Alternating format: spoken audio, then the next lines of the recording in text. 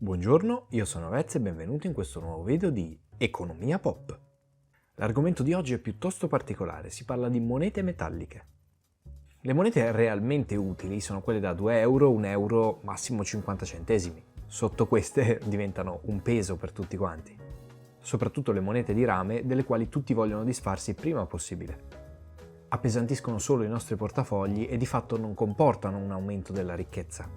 È a tutti gli effetti un peso inutile.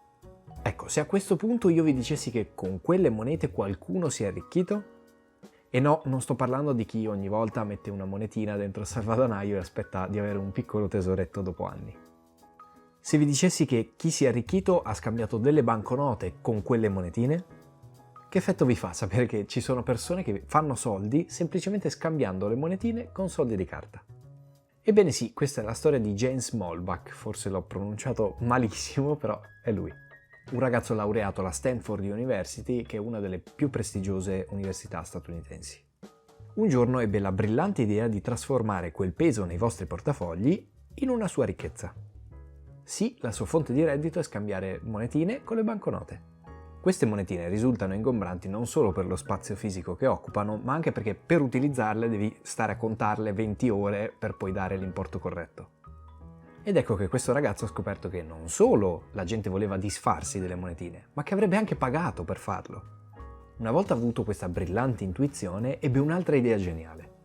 Doveva trovare un posto dove effettivamente scambiare queste monetine per le banconote. E quindi quale luogo migliore se non nei pressi di un centro commerciale? Perché si sa che il centro commerciale è il luogo nevralgico dove esistono le monetine. I commercianti te ne rifilano un sacco e esci dal supermercato che ne hai 52 milioni nel portafoglio. Inoltre sono luoghi molto frequentati e quindi ci sono un sacco di possibili clienti.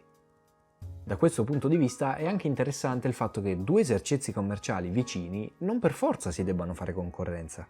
Anzi, l'uno può diventare una risorsa per l'altro. Pensate ad esempio agli stadi moderni. Dentro gli stadi ci sono ristoranti, bar, negozi, c'è qualsiasi cosa. Lo stesso pubblico che va a vedere allo stadio dopo probabilmente passerà dai negozi e quindi sono vantaggi reciproci. Quindi questo piccolo genio decise di mettere i propri chioschi fuori dai supermercati.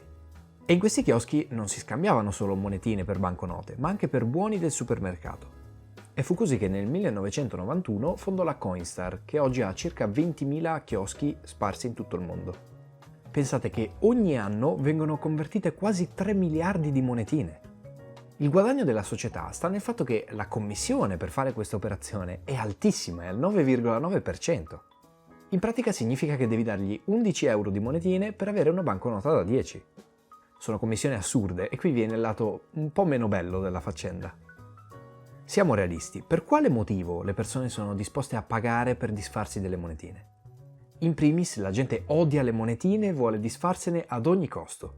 In secondo luogo, purtroppo la gente non capisce quanto ci sta perdendo. E questo perché solitamente le persone scambiano piccole quantità, quindi se gli dai 11 euro e te ne danno 10, hai perso 1 euro che sarà mai per 1 euro. Il fatto è proprio questo, non sembra che 1 euro sia importante, ma il 10% di commissione è altissimo.